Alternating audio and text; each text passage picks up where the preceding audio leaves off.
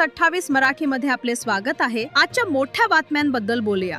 कळमेश्वर पोलिसांची धडक कारवाई, 5 विधी संघर्षग्रस्त बालकांसह चोरट्यांच्या टोळीचा पर्दाफाश, 4.60 लाखांचा मुद्देमाल जप्त।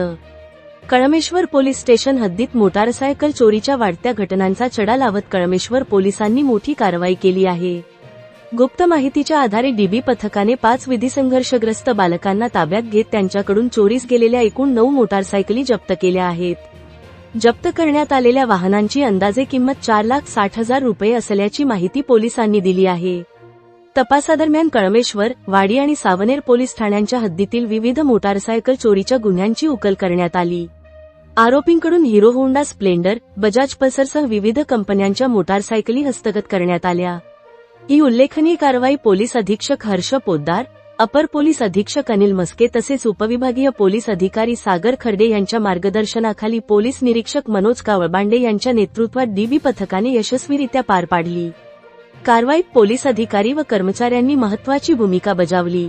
कळमेश्वर पोलिसांच्या या धडक कारवाईमुळे मोटारसायकल चोरट्यांवर मोठा आळा बसण्याची अपेक्षा व्यक्त होत असून नागरिकांनीही या कामगिरीचे स्वागत केले आहे।